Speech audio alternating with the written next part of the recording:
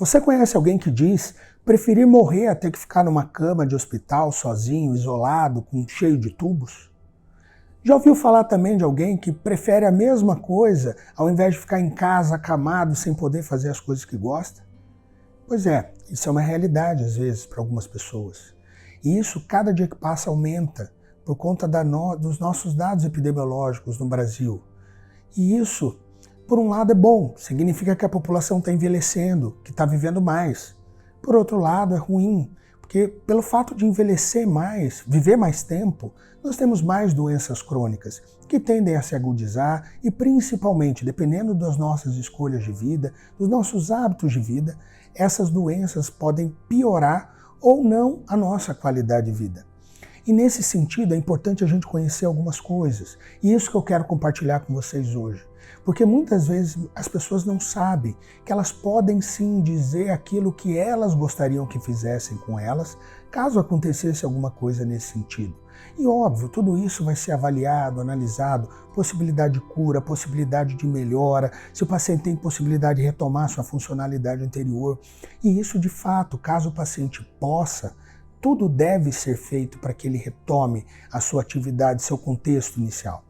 Mas caso todas as evidências, tudo que se analisa, mais de uma pessoa profissional, analisa o quadro e diz que aquela é uma situação que dificilmente vai ser revertida. Até onde nós vamos? Até onde vamos fazer todos os procedimentos e tudo e mais um pouco? Até onde aquela vida do paciente é digna? Então esse é um questionamento que eu quero trazer para vocês. Meu nome é Homero Palma, eu sou médico de família, trabalho com atenção domiciliar e esse é um assunto que eu vivencio todo dia. E cada dia que passa a gente vai vivenciar mais. Nesse contexto, gente, não sei se vocês sabem, existem alguns documentos que podem ser feitos para que esse tipo de opinião seja respeitado. O primeiro deles é o testamento vital. Quando a gente fala de testamento, a gente sempre pensa, de bens. Então é o familiar que vai deixar os bens, o esposo, a esposa que vai deixar ali os bens para o cônjuge ou para os filhos. E de fato, isso é um modelo de testamento. Só que aqui eu estou falando para vocês do testamento vital. O que é o testamento vital? Em vida, o paciente conversa com o seu médico e ele vai dizer ali o que para ele é importante ao longo do processo de envelhecimento, de cuidado, do dia a dia dele. E dentro disso podem surgir perguntas do tipo, se você em algum momento estiver acamado, se você tiver determinadas situações, o que é mais importante para você, se tiver uma situação de incerteza, mas num contexto como esse. Então várias situações são abordadas para que o profissional, para que isso fique registrado e caso em algum momento aconteça alguma coisa, aquele testamento vital seja utilizado como um parâmetro do que o paciente gostaria que fosse feito com ele. Por outro lado, o paciente também pode colocar essa opção na mão de alguém que ele confia muito, através de um mandato duradouro.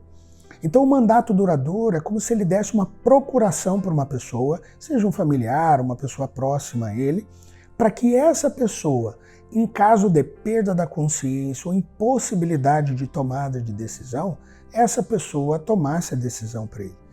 E ele aproveita, conversa com a pessoa, diz tudo o que quer, enfim, analisa todos os contextos e possibilidades para dar ali ferramentas para aquela pessoa, quando precisar e se precisar, ela tomar essas decisões da melhor forma que seja importante para esse paciente.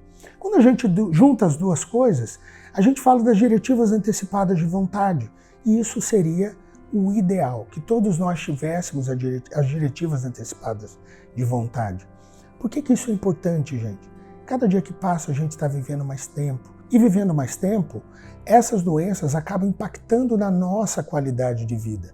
E essa qualidade de vida para a gente é imprescindível, porque quando a gente fala de saúde, a gente não fala só do corpo físico, a gente fala do biopsíquico, social, espiritual, de todo o contexto que nos engloba como seres humanos. Qualquer um de nós, mesmo sem doença, se for trancado num quarto escuro, mesmo que alimentados, a gente não vive muito tempo, porque a gente vai ter ali uma série de restrições, a gente não vai ter a socialização, a gente vai ter uma série de dificuldades por conta disso. Então a ideia desse tipo de documento é fornecer informações do que para o paciente era importante, do que para ele em vida era importante.